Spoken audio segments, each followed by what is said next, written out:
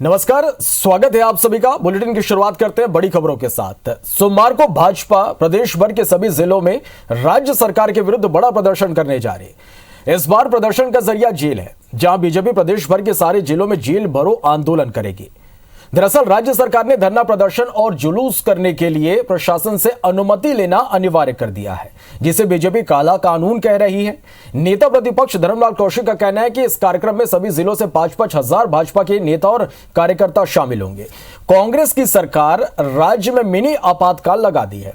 उनका कहना है कि राज्य की कांग्रेस सरकार चारों तरफ से घिरी हुई है, इसलिए सरकार को अपने खिलाफ विरोध प्रदर्शन अब पसंद नहीं आ रहे। वहीं कांग्रेस का कहना है कि धरना प्रदर्शन के लिए अनिवार्य अनुमति भाजपा समय से ही है, इसमें कोई नया नहीं है। भाजपा शासित राज्यों में भी यही नियम है।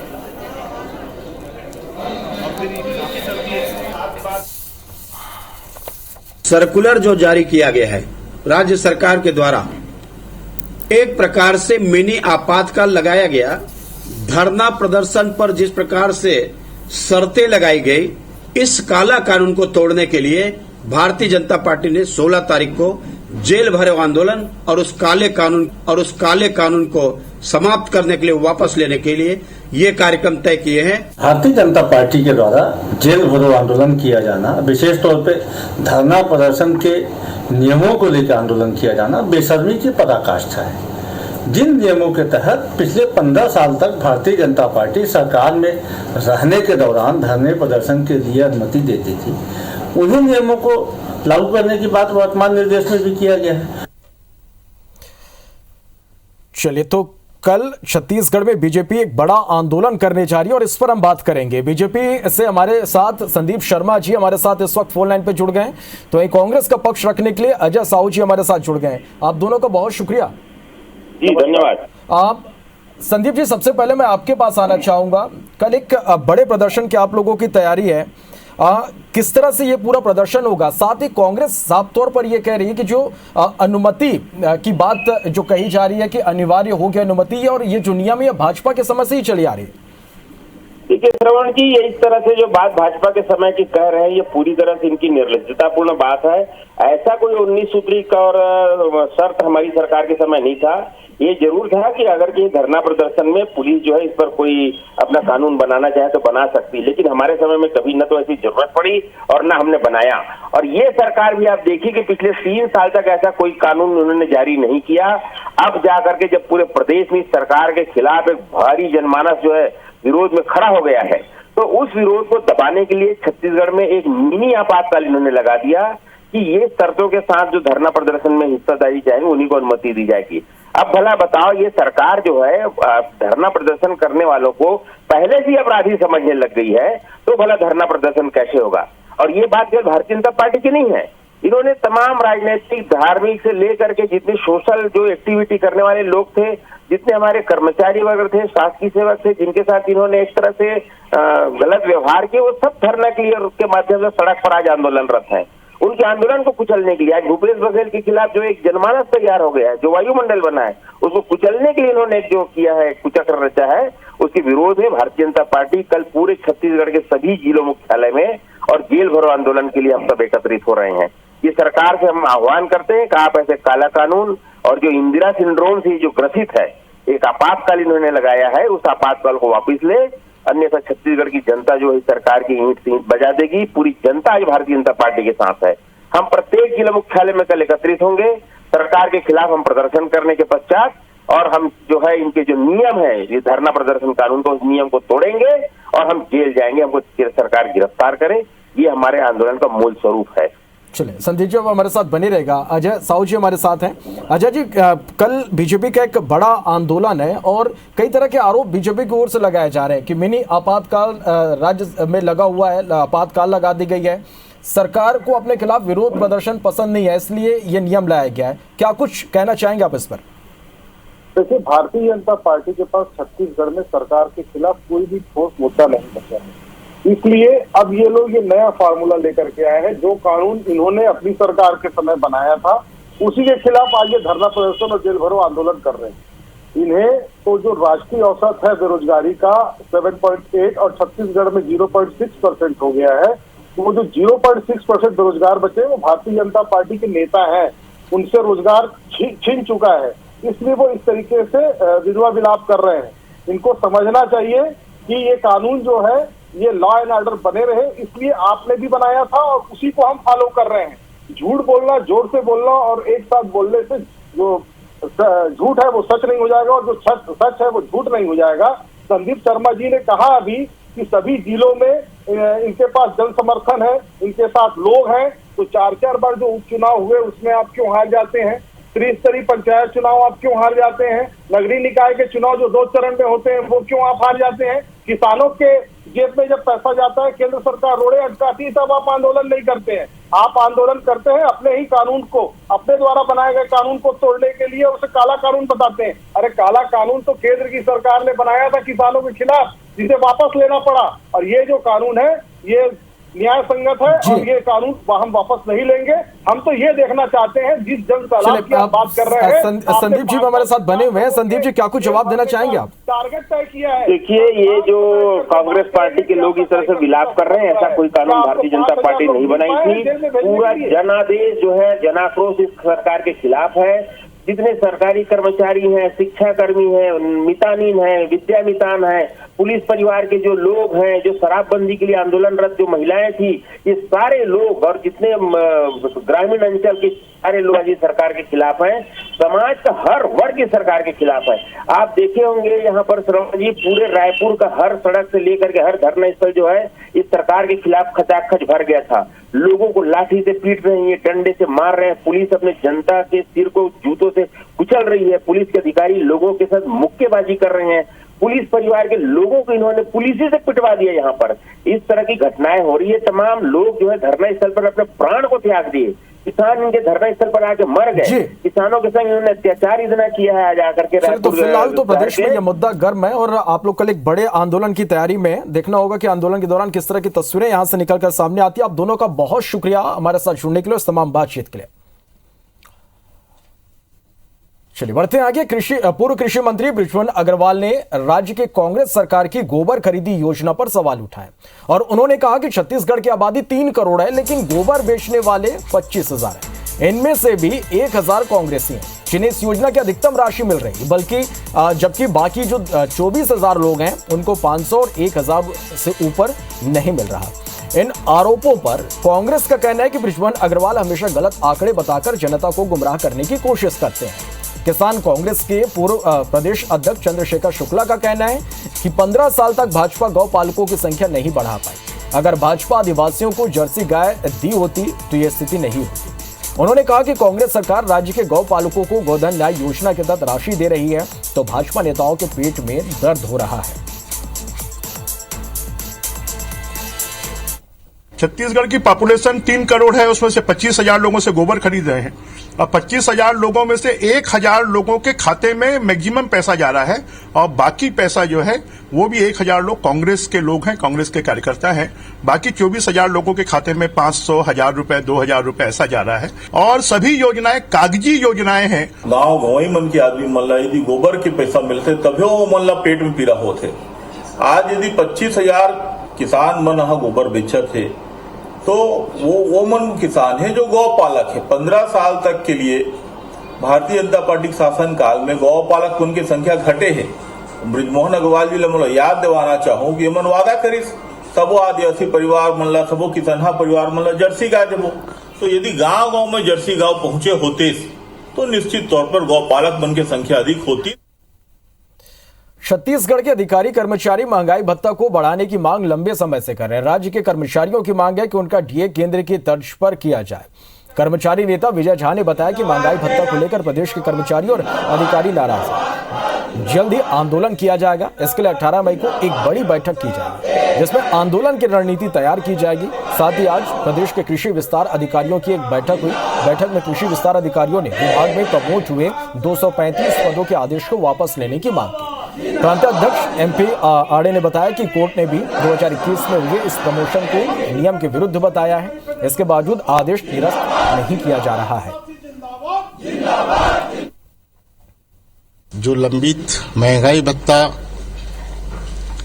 हमारा है, छत्तीसगढ़ राज्य में जो सबसे कम पूरे देश में दिया जा रहा है, उसके खिलाफ आज हमने एक बैठक आहूत की है और आगामी आंदोलन की रणनीति तैयार की गई। एक आपात बैठक रायपुर राजधानी में 18 मई को आहूत की गई है और लंबित महंगाई भत्ता जो केंद्रीय कर्मचारियों को मिल रहा है, जो विद्युत मंडल के कर्मचारियों को मिल रहा है और मंत्रालय के अखिल भारतीय सेवा के अधिकारियों ने जो भी नगद 1 जुलाई 21 से महंगाई भत्ता लिया है, वैसा ही महंगाई भत्ता प्रदेश के सभी शासकीय कर्मचारियों को दिया जाए। इसके लिए आंदोलन की तैयारी की जा रही है। यह आंदोलन डू और डाई, करो या मरो आंदोलन होगा।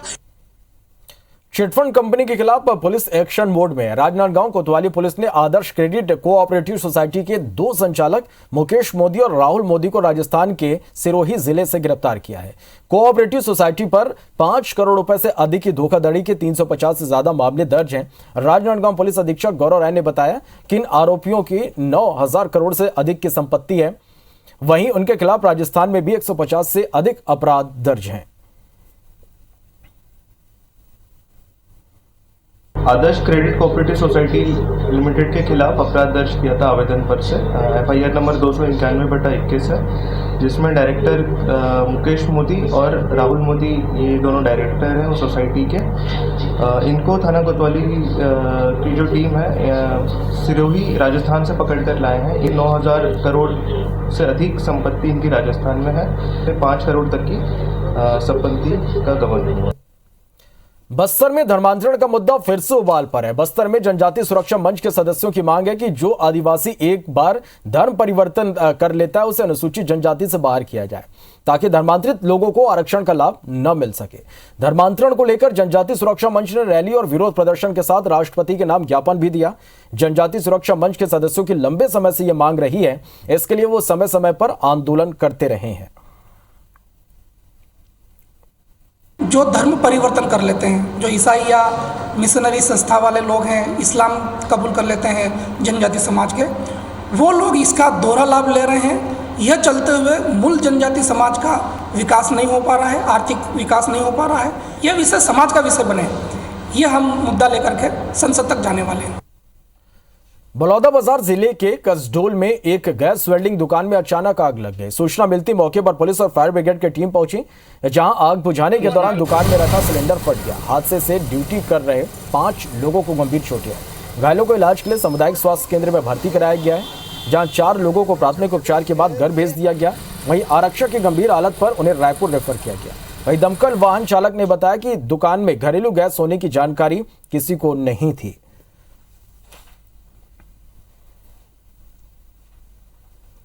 डोंगरगढ़ शहर की मुख्य सड़क भ्रष्टाचार की भेंट चढ़ गई है। शहर के रोड निर्माण में ठेकेदार के भ्रष्टाचार का मामला सामने आया है।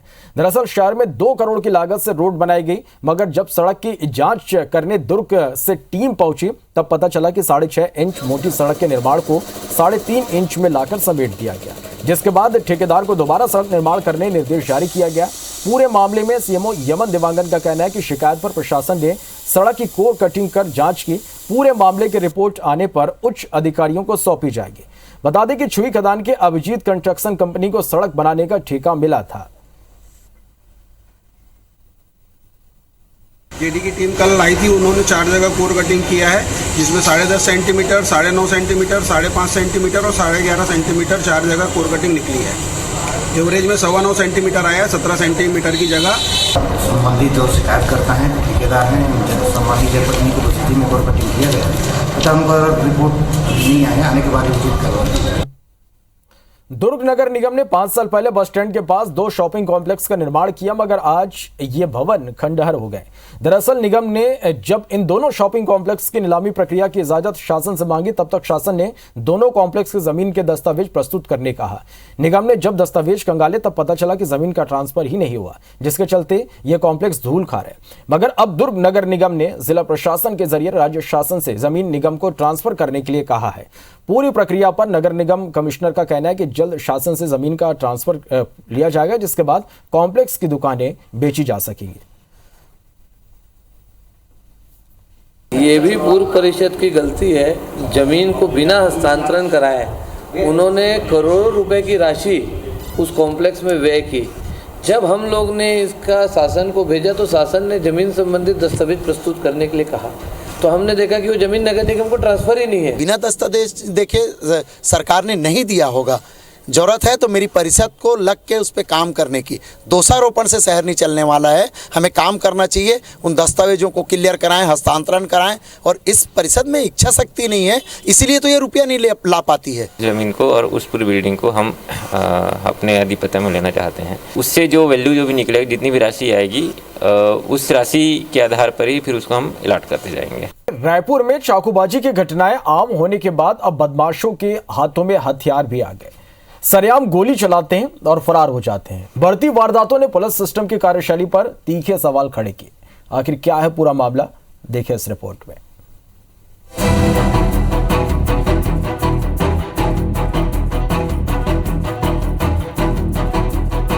छत्तीसगढ़ में राजधानी रायपुर बदमाशों का गढ़ बनता जा रहा है। बदमाश जब चाहे किसी को भी चाकू मारते हैं और जब चाहे गोली।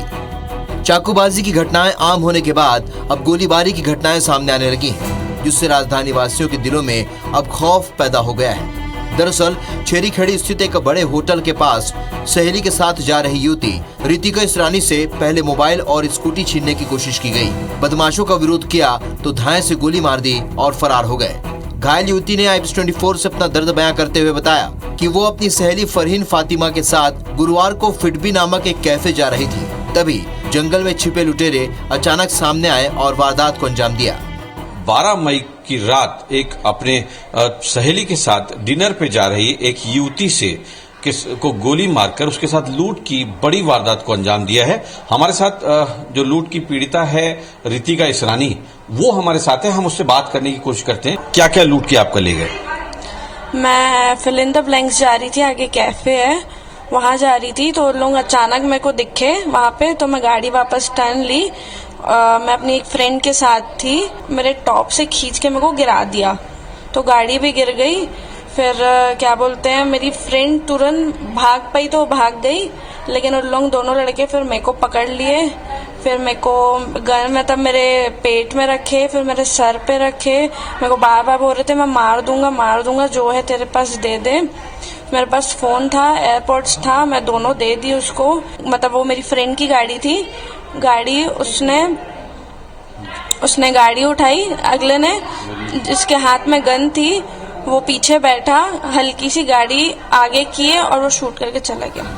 सरकार रहवासियों को सुरक्षित माहौल देने के लिए पुलिस सिस्टम पर करोड़ों रुपए हर महीने फूकती है। पुलिस ये दावा भी करती है कि सब कुछ ठीक है, लेकिन ये वारदात किसी दूर दराज इलाके में नहीं बल्कि राजधानी में हुई है। इस घटना ने पुलिस की कार्यशैली पर प्रश्न चिन्ह लगा दिए हैं। हालांकि पुलिस ने स्कूटी और मोबाइल बरामद करने के साथ आरोपियों को पकड़ने में सफलता हासिल की है। और VW कैनियान से लेके FITB के रास्ते में 2 अज्ञात व्यक्तियों ने इनके साथ में मोबाइल लूटने के प्रयास किया और मोबाइल लूट के ले गए। और इसी लूट के प्रयास में कट्टानुमा हथियार से रितिका इसरानी पे हमला भी किए थे, जिसके उसके हाथ में चोट आई है। स्थिति सामान्य है। राजधानी रायपुर में खुलेआम गोली चलने की ये कोई पहली घटना नहीं है। इससे पहले भी शहर के रामसागर पारा इलाके में बदमाशों में वर्चस्व की लड़ाई के लिए गोलीबारी हुई थी। अब छुटभैया बदमाशों के पास भी देसी कट्टे जैसे हथियार का आ जाना राजधानी में हथियार तस्करों के सक्रिय होने की ओर इशारा करता है। और अगर ये सच है तो खाकी क्या नींद में है? उम्मीद है पुलिस अपनी जिम्मेदारियों को सुस्ती की बजाय चुस्ती से निभाएगी और आने वाले दिनों में राजधानी में क्राइम धीरे धीरे ही सही शून्य के आंकड़े तक पहुंचेगा। एक बड़ा सवाल ये उठता है कि राजधानी रायपुर में एक बार फिर गोली की जो है एक गूंज यहाँ पे नजर आई है एक बार फिर। तो इससे साफ जाहिर है कि राजधानी रायपुर में हथियार तस्कर जो है कितने सक्रिय हैं, जो इस तरीके के छोटी लूट करने वाले जो लोग हैं उन तक आसानी से जो हथियार है वो पहुंच पा रहे हैं। कैमरामैन अनूप के साथ तहसीन जैदी, IBC24 रायपुर। बढ़ते आगे पॉडकास्ट को लेकर रविवार को रायपुर में एक स्पेशल वर्कशॉप का आयोजन किया गया, जिसमें देश के बड़े बड़े पॉडकास्टर ऑनलाइन शामिल हुए। इस पॉडकास्ट वर्कशॉप का आयोजन लोगों को पॉडकास्ट की बारीकियों की जानकारी देने के लिए उद्देश्य से किया गया था। रायपुर में पहली बार आयोजित इस वर्कशॉप में अपना खुद का पॉडकास्ट शुरू करने की चाह रखने वाले कई लोग शामिल हुए और ज्यादातर लोग इस वर्कशॉप में ऑनलाइन रूप से जुड़े। इस वर्कशॉप में M² पॉडकास्ट के होस्ट अनुराग मानिक ने लोगों को बारीकियों से अवगत कराया। लगभग 8 घंटे तक चली इस स्पेशल वर्कशॉप में लोगों के सवालों के जवाब भी यहां पर लिए गए और दिए गए। M² पॉडकास्ट के होस्ट अनुराग मानिक के मुताबिक सफल पॉडकास्टर बनने के लिए सबसे जरूरी चीज है कंसिस्टेंसी, क्योंकि अगर वो नहीं होगी तो लोग आपको फॉलो ही नहीं करेंगे। पार्टिसिपेंट ने कहा कि इस वर्कशॉप से उन्हें पॉडकास्ट की नई जानकारी मिली है जो भविष्य में उनके काम आएगी। लोग इंडिया के जो अभी लीडिंग पॉडकास्टर्स हैं उनके साथ इंटरैक्ट करने का जब मौका मिला तो समझ में आया कि इंडिया में पॉडकास्ट कैसे वर्क करते हैं। तो मैंने वही पूरा जो नॉलेज 1-2-2.5 साल के पूरे जर्नी में गैदर किया, तो वही ताकि लोगों को उतना स्ट्रगल ना करना पड़े। तो ये पूरा थीम था इस वर्कशॉप का कि लोगों को उनका पॉडकास्टिंग जर्नी में हम एटलीस्ट शुरू करें। मेरे ख्याल से सबसे इम्पॉर्टेंट जो चीज़ पता चली वो ये है कि कंसिस्टेंसी बहुत इम्पॉर्टेंट है। जैसे इसके पहले वर्कशॉप के पहले ऐसा लग रहा था कि एक बार आपने काम किया, फिर छोड़ दिया, फिर 2-3 महीने बाद फिर किया, बट रेगुलरली ऑडियो शूट करके और आपको पोस्ट करना है, हर थोड़े दिन में करना है। आपके पास 6 महीने का बैंकिंग होना चाहिए। हम कैसे ऑडियो के थ्रू लोगों तक पहुंच सकते हैं, यहाँ कोई शेयरिंग सिस्टम नहीं है। आप अपनी ऑडियंस खुद कैसे क्रिएट कर सकते हो और कुछ नयापन है। और अगर टेक्नोलॉजी में नयापन से हम, जैसे मैं आर्टिस्ट हूँ तो कैसे और ऑडियंस तक पहुँच सकता हूँ। चलिए इसी के साथ फिलहाल इस बुलेटिन में इतने। नमस्कार।